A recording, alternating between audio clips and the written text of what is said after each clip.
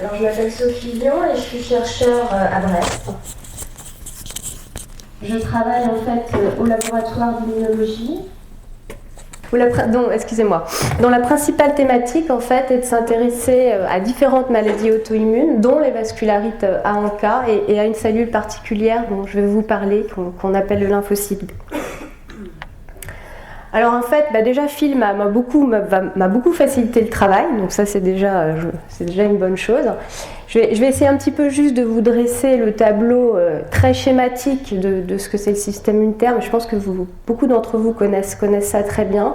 Qu'est-ce que l'auto-immunité? Puisque les vascularites ANCA font partie d'un grand groupe de maladies qu'on appelle les maladies auto-immunes. Et puis ce qui va peut-être être un peu nouveau par rapport à la petite présentation de Phil, c'est finalement quels outils on a au laboratoire pour comprendre le système immunitaire, et comment un petit peu on peut essayer de se poser des questions pour mieux comprendre les mécanismes qu'on appelle physiopathologiques. Donc qu'est-ce que c'est les mécanismes physiopathologiques? En fait, les mécanismes physiologiques, c'est globalement comprendre comment ça marche quand tout va bien. C'est-à-dire comprendre les mécanismes biologiques quand ça se passe bien. Et comprendre ces mécanismes biologiques quand tout se passe bien, c'est avoir un objectif, c'est essayer justement de comprendre quand ça ne va pas bien. Et quand ça ne va pas bien, c'est ce qu'on appelle pathologie. Donc la physiopathologie, c'est la compréhension des mécanismes qui peuvent mener malheureusement aux maladies. Donc le système immunitaire, on vous l'a dit, qu'est-ce que c'est, à quoi sert-il? Très simplement, c'est globalement tout ce qu'il y a dans notre organisme qui nous défend, Phil vous l'a bien dit, contre les agressions extérieures. Ces agressions extérieures, on les connaît très bien, ce sont les bactéries, les virus et la grippe par exemple, les parasites, les champignons. Le système immunitaire a aussi cette grande force de pouvoir nous défendre contre les cancers et également contre toutes les agressions extérieures qui viennent du micro-environnement ou de l'environnement. Le système immunitaire, schématiquement en fait, il va faire ce qu'on appelle le soi. C'est-à-dire chaque individu, chaque système immunitaire de chaque personne, en fait, est considéré comme le soi. C'est-à-dire qu'il nous protège, il protège le soi contre l'extérieur, c'est-à-dire contre le non-soi, le reste du monde. Et notre système de défense, il est composé schématiquement de deux grandes parties, qu'on appelle la partie innée, c'est Phil, et la partie acquise, globalement, c'est Bébert, je crois, c'était son petit nom.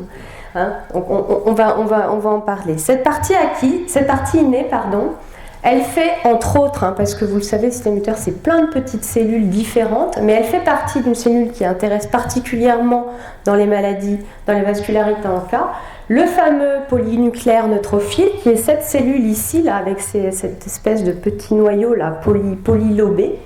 Ce polynucléaire neutrophile, on pourrait le voir un petit peu comme une forme d'infanterie. Il y a beaucoup de cellules dans l'organisme. C'est la cellule la plus représentée dans toutes les cellules immunitaires, dans tous les globules blancs. C'est une cellule qui est très fréquente, qui est présente dans le sang, mais aussi dans tous les tissus. C'est une cellule qui est très importante. Cette cellule, on peut la voir comme nos petits soldats. Cette cellule, elle est toujours très active, très rapide, et elle va en fait nous défendre très rapidement contre toute agression étrangère. Et elle entraîne ce qu'on appelle une réaction inflammatoire. Et en fait, la réaction inflammatoire, elle a souvent en fait une vision un petit peu péjorative. On dit une inflammation, vous le savez très bien, c'est mauvais. Et en fait, l'inflammation, à la base, c'est absolument indispensable à la réponse immunitaire. Une inflammation, c'est le départ d'une réponse qui va être efficace et qui va normalement avoir pour but d'éliminer la bactérie ou le virus. Donc toute réaction immunitaire débute par une réaction inflammatoire. Et en général, cette réaction inflammatoire est conduite par ces polynucléaires neutrophiles. À côté de cette partie innée, donc très active, très présente, on a la partie dite acquise, qui est plus lente à se mettre en place, qui souvent n'a pas exactement lieu au niveau du foyer inflammatoire, qui est plutôt lieu dans d'autres organes finalement de l'organisme, et qui fait appel à des cellules qu'on appelle des cellules de l'immunité acquise. Ces cellules, ce sont les lymphocytes, donc il y en a deux, les T et les B. Les lymphocytes B, c'est surtout celles qui nous intéressent aujourd'hui. Ces lymphocytes B, en fait, ont la particularité, Phil vous l'a bien expliqué, de produire, mais ça va mettre un petit peu de temps, des anticorps. Et les anticorps, ce sont en fait des protéines, des immunoglobulines, qui sont dirigées spécifiquement contre les agents étrangers. C'est-à-dire qu'ils vont les reconnaître au travers de toutes les protéines qu'on a dans notre organisme. Ils vont bien faire la différence entre ce qui est à nous, de ce qui n'est pas à nous, entre le soi et le non-soi. Ces anticorps vont donc aller cibler les virus, les bactéries, tout ce qui potentiellement nous attaque, pour ensuite les éliminer. Alors vous allez me dire, tout va bien. Oui, tout va bien, sauf qu'en fait, il existe ce qu'on appelle l'auto-immunité. Et l'auto-immunité, c'est malheureusement une forme de pied de nez un petit peu à tout ce mécanisme qui en fait, normalement, fonctionne très très bien. Puisqu'on estime environ entre 1 millier d'agents pathogènes qu'on respire ou qu'on mange chaque jour, contre lesquels notre organisme nous défend parfaitement bien. Mais l'auto-immunité, c'est finalement un moment où l'organisme, et on ne sait pas encore exactement pourquoi, il y a des causes génétiques, des causes environnementales, des causes qu'on essaye encore de comprendre à l'intérieur des cellules, à un moment donné, le système finalement perd un peu de son sens, puisqu'il va, au lieu d'attaquer ce qui est étranger, mais il continue à le faire, il continue à avoir une défense qui est finalement contre les agents pathogènes, mais parmi cette défense normale, il y a une partie des cellules qui va reconnaître comme étrangers des agents du soi, et en particulier dans les vascularites à ANCA, qui va reconnaître des protéines, des polynucléaires neutrophiles. Et en fait, cette auto-immunité, elle est caractérisée par ce qu'on appelle un auto-anticorps, donc un anticorps contre le soi. Ces auto-anticorps, on l'a dit, ce sont les ANCA, et ils sont produits par des lymphocytes B particuliers, qui ne sont pas les lymphocytes B qui vont nous protéger de la grippe. Ces lymphocytes B qui produisent les ANCA sont des lymphocytes B qu'on appelle autoréactifs. Ils sont réactifs contre nous-mêmes, avec les deux cibles que vous connaissez bien maintenant, que sont la PR3 et la MPO. On voit ici par immunofluorescence. Alors, qu'est-ce qui se passe pendant les vascularites à ANCA?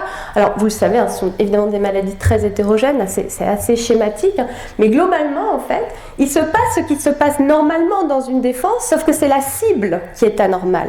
C'est-à-dire qu'il se fasse un foyer inflammatoire qui va se créer au niveau, finalement, des vaisseaux, médiés par les neutrophiles et leurs cibles.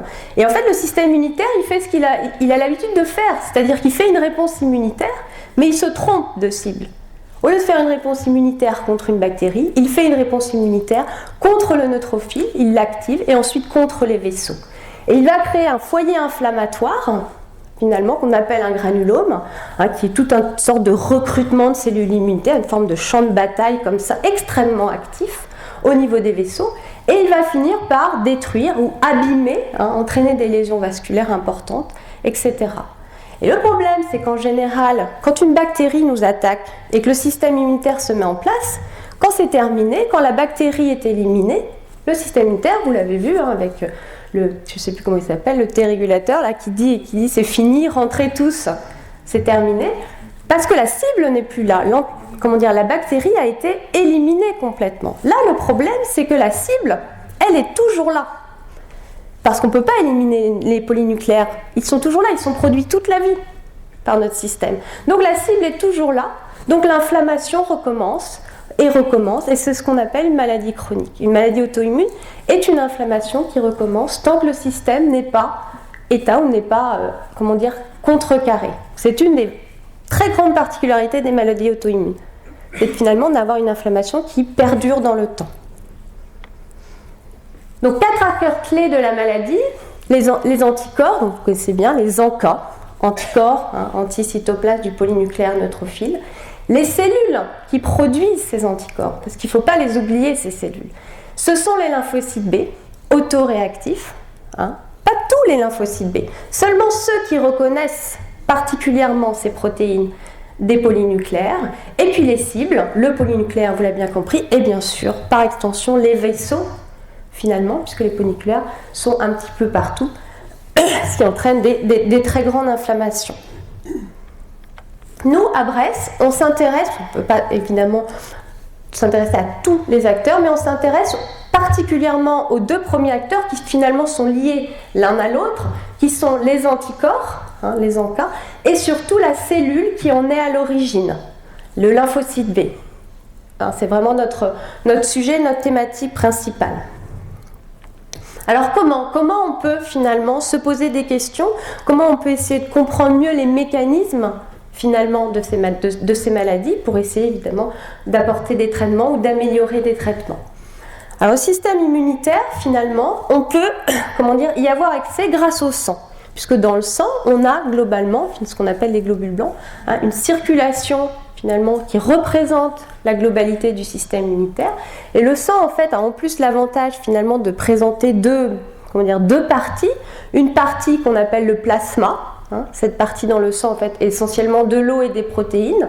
Et puis l'autre partie, qui est ici en rouge, qui est en fait les cellules. Hein. Dedans, il y a les globules rouges, mais il y a aussi toutes les cellules immunitaires circulantes. Et grâce en fait au sang, on peut d'un côté, grâce au plasma, finalement pouvoir extraire les anticorps, les ANCA, les auto-anticorps, et on peut, grâce à des techniques immunologiques, je ne vais pas forcément rentrer dans le détail, qu'elles soient fluorescentes, comme vous avez l'habitude de voir cette image à gauche, mais également colorimétriques par exemple, on peut détecter précisément la nature des anticorps, leur réactivité, on peut les quantifier, c'est-à-dire qu'on peut connaître leur nombre, et on peut ensuite avoir un suivi de ces anticorps dans le temps, et c'est souvent des examens que vous connaissez bien. À côté de cette entité un peu protéique, on peut suivre finalement les éléments dits figurés, c'est-à-dire les cellules. Et nous, au laboratoire, en fait, on suit les lymphocytes B, on étudie particulièrement les lymphocytes B avec un système qui s'appelle la cytométrie. Peu importe, c'est un système très très puissant parce qu'il peut permettre d'aller identifier cellule par cellule les lymphocytes circulants. Et ce qui est tout à fait particulier finalement, c'est que cette proportion de cellules qui est nocive, qui est autoréactive, c'est une toute petite proportion de la totalité des cellules B. Donc en fait, les traitements qui ciblent les lymphocytes B ciblent tout, mais ne ciblent pas forcément, ciblent aussi des cellules qui sont positives. Donc là, notre grande problématique au laboratoire, c'est de comprendre précisément la nature et l'origine des cellules B autoréactives, productrices d'ANCA, par rapport aux autres, puisqu'elles ont forcément quelque chose qui ne va pas par rapport aux cellules normales, et surtout comprendre comment ces cellules fonctionnent, et comment on pourrait les contrôler spécifiquement pour améliorer des traitements qui ont quand même, on vous l'a dit, des effets secondaires qui peuvent être majeurs au cours du temps, pour essayer de pouvoir cibler de manière privilégiée ces cellules B autoréactives. Et je vous remercie beaucoup de votre attention. Merci.